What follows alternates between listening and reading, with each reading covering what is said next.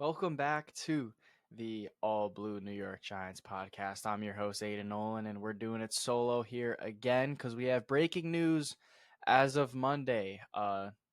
Giants tight end Darren Waller has announced his retirement, and I figured that I'd just go over my personal thoughts and opinions on that matter as this news has been brewing since almost the end of the season here. And um, I feel a lot of people have been bashing Waller, obviously making jokes about his music video and his music, and just like always in his comments saying, are you retiring? Are you coming back? Just play football, stuff like that. And I feel like I gotta come in here and you kind of gotta respect the guy, all right?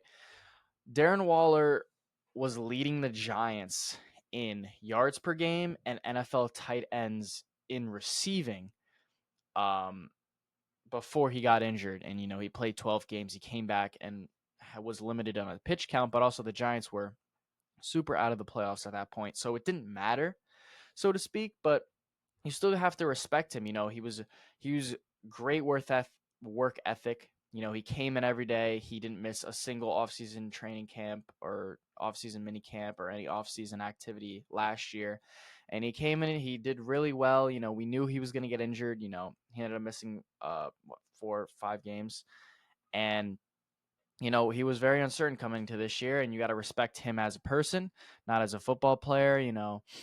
That's what was best for him. And also, since it's he didn't have to retire right now. All he had to do was show up, and he would have got paid a lot more money. Just to be showing up. You see these guys sometimes they're very uncertain if they're going to retire or not, and they just show up because they want a paycheck. And you see Darren Waller ends up uh, retiring now. It's a post June 1st technically cut.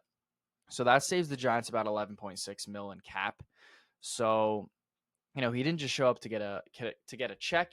He, went out on his podcast and was talking about his situation and how he was mental health wise and stuff like that. So we're very glad to see that he's all right. Nothing. He's gonna step away from football. A very touchy subject to talk to Giants fans or any fan about. But in the end, all football players are human. They got to do what's best for themselves, the best for their health.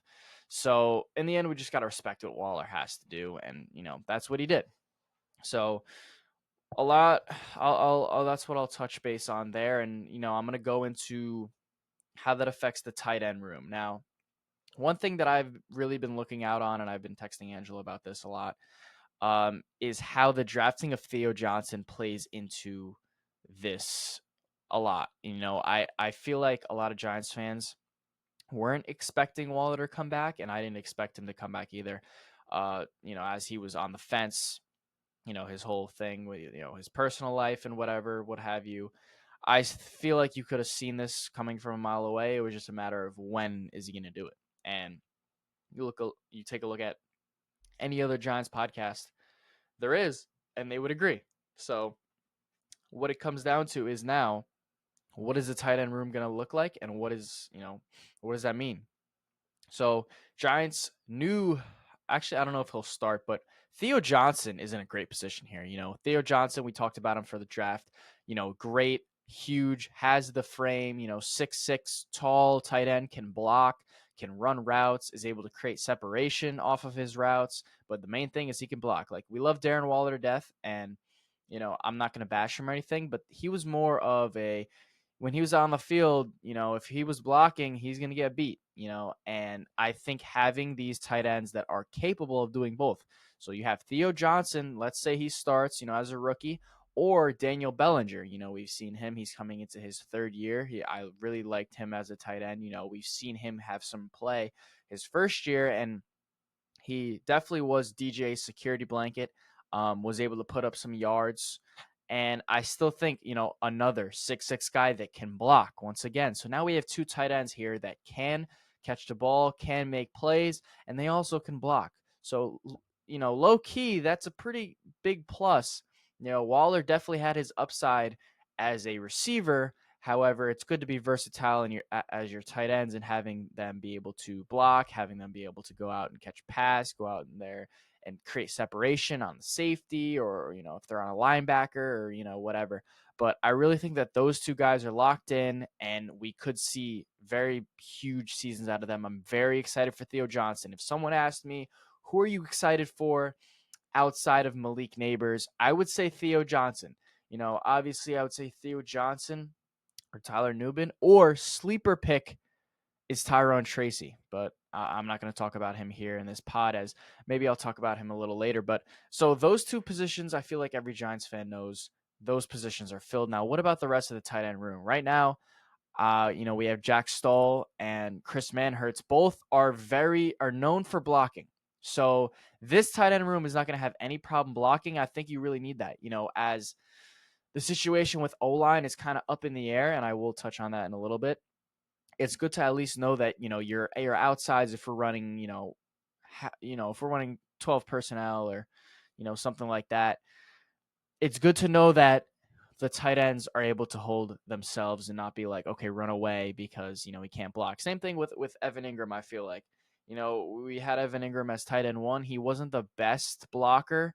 Obviously, he was more of a fast receiver type tight end. But now we're shifting things a little bit, and now we're getting more of these blocking heavy set tight ends. And obviously, the Giants still don't have a fullback, so it makes you wonder: will Jack Stoll or Chris Manhertz shift over into that H back position, as we've seen Daniel Bellinger be in that position? So, um, very interested to see if they sign a fullback. What are they going to do with that extra 11.6 mil? I think they're very likely to sign a veteran corner, as they definitely do need it.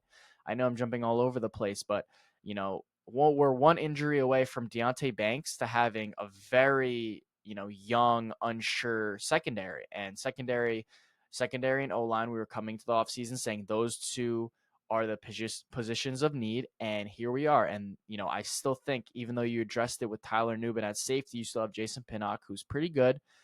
He's not an X factor star, but he is still pretty good. And then at the corner position, you have Deontay Banks, who was pretty good last year too, promising young rookie. But when he was playing against wide receiver ones, he was getting burned. So hopefully he takes that next step and is able to lock down those wide receiver ones, as the NFC East has some very competitive wide receivers. And taking a look at the outside, Cordell Flott is said to be the other outside corner. And, I think he's put on some bulk as well, because he's a little skinny guy. I thought he was going to play in the slot, but they ended up drafting Drew Phillips, and now Drew Phillips is going to play in the slot. So very young, Cordell Flott didn't really get too much run. We saw him that playoff year a little bit make that amazing play on KJ Osborne that really set up the Giants to beat the Minnesota Vikings. But is he a capable outside corner too? We're gonna find out this year, but I think the secondary is something that a lot of Giants fans maybe look over, or they're not really invested in. But I feel like it should be said, uh, it's going to be a very big testament to how they want to play. Very young secondary. I'm extremely young. We don't have a lot of guys with much experience. I mean, you want to take a look, Jason Pinnock and Deontay Banks, I would say. However, they're still very young, and very interested to see how this defense operates with Shane Bowen at DC. Obviously we're not like Wink, and we're going to be setting the house. Now we're going to be a little bit more conservative, not really blitz too much, kind of have that four down front get to the quarterback. The addition of Brian Burns. I know I'm jumping all over the place, but we're talking about the defense right here. And, it's very impactful that that four-man front gets to the quarterback. And the addition of Brian Burns definitely helps that. But we would love to see Kayvon Thibodeau, take another step, as we want him to be. 5th overall pick. We need him to continue to take another step. But as I'm getting carried away by the defense, however, I'm very excited for the defense. The only thing in the defense, like I said, is secondary that is questionable. However, this linebacker group and this D line should be very scary. And I'm very interested to see, and I cannot wait for the season to see how this plays out. However, that's why I think the Giants should use that money that they saved on for Darren Waller. They should go out there and get themselves a veteran corner. Now, I'm not 100% sure who's out there right now. I do know one name who has ties to Shane Bowen and the New York Giants, and that's Adoree Jackson. Adoree Jackson played for Shane Bowen for 1 year, and I believe he did not have a great year, if I'm not mistaken. we saw him, his play wasn't the best last year. However, he did prove to be, pretty good corner. Has some injury concerns. However, if we did want to bring back somebody who kind of knows Shane Bowen's scheme or is just a giant, I think Adoree Jackson fits that scheme. But you never know with the Giants. We could bring in somebody outside. I mean, it'll probably be an older veteran because I think Adoree Jackson's the youngest corner that's still available. So I'm very interested to see what they do there with that money. I think it's going to go to a corner. I really don't think it'll be O lineman. I think we'll shift gears to the O line. A lot of people are very upset at what they're doing at O line. We came in signing Illuminor, and we thought, okay, he's gonna start at right tackle, whatever. But they want to ride out with Evan Neal. So right now at training camp, I believe it's Evan Neal at right tackle, Illuminor's at left guard with Andrew Thomas at left tackle, and then yeah, obviously JMS. I'm blanking right here. JMS is at center, and of course Runyon's at right guard. However, Runyon was a left guard, and he's playing right guard. And we saw him voice his opinion on playing right guard. He isn't very comfortable with it. However, I do think they're doing that to cover up if Evan Neal is not going to get better. Obviously with Carmine Bursillo, we could see a better O line. That doesn't mean that Evan Neal is going to step up to be this insane right tackle that we drafted him to be. Obviously that draft pick is teeter tottering as into the bust conversation. However, I really hope that he does improve. The what if is what if Evan Neal improves? That would be immaculate. That would be amazing. You have your right tackle taken care of. Last year, he did not get any better. He looked awful last year. So I really do that, Brasillo could come in here and kind of coach him up, maybe get him a little better to get him taking steps in the right direction. However, I think why they're experimenting like this is obviously Ozudu's also been playing tackle. And apparently, Brian Dable actually came out and said today that they're very happy with how Josh Ozudu's been playing at tackle, but you draft him to be a guard and you're out here playing him at tackle. I feel like he should be getting reps at that left guard position because we've seen him last year play tackle and it was not pretty at all either. So I feel like they're playing a lot of musical chairs. We've seen this staff do this, to make sure everyone's ready. I remember what training camp, I think it was that playoff training camp. They were playing musical chairs with everybody because everyone was getting injured in training camp. So you kind of had to do that. But right now you don't have to. And this is what they're doing. And, we've seen how many different combinations the Giants had at O-line last year, and none of them seemed to work. So very curious to see how this plays out. Obviously, it's training camp. I want to see how it plays out during the season. Is Illuminor going to play at left guard? How does that look like with Andrew Thomas?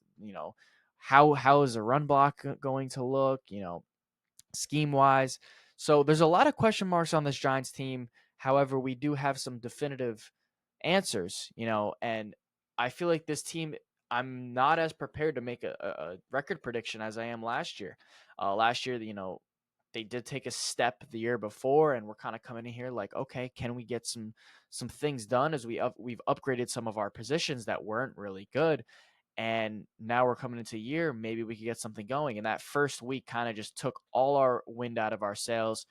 And week 2 with that Cardinals comeback, kind of like, okay, this is weird. We were just down to the Cardinals, but we just came back and won. So what does this mean? And that kind of just set the tone. I feel like week 1 always sets the tone for the whole season, and it did. It definitely did. So a lot of question marks. QB position, is DJ going to perform? How's the running back? Is it going to be running back by committee? Is Singletary going to be RB1, bell cow? I don't think he will, but that's a possibility. How is Eric Gray going to look? Is Tyrone Tracy going to get some run? They cut Gary Brightwell, so how's the O-line look? How's Malik Neighbors look? Does Jalen Hyatt take the step? Is Darius Slayton going to be over Hyatt because they're in the same position? How does Wandale look coming off of that ACL injury 2 years ago? A lot of question marks on the offense as well as the defense. I think there's less question marks on the defense. Like, it's just the secondary, but that question mark is probably bigger than all the ones on the O-line or on the offense. But yeah, O-line is still up there. So I just want to come in here and talk about some of the question marks and how will Brian Dable respond? How will he address these question marks? And really we're kind of seeing him and how he operates here. And this is, I think, a huge year to look at the development of Joe Shane's first draft picks 2 years ago, but also a huge development on how Brian Dable works as a coach. We kind of got rid of some of those toxic guys, new special teams coordinator. We'll see how the new kickoff rule works, but a lot of question marks. But I wanted to address how Darren Waller on his situation. So I'm looking forward to the season, but I think I still am going to do a Malik Neighbors film breakdown. Hopefully that I'll get that out. Um, Other than that, I think we'll step away here. I'm looking to try and get Angelo back on the podcast and maybe start to get some special guests here, because I feel like this podcast probably needs a little bit of spice, as I will say. So anyway, Waller retired. Theo Johnson. It's Theo Johnson season. But with that, we'll see y'all in the next one. Let's go, G-Men.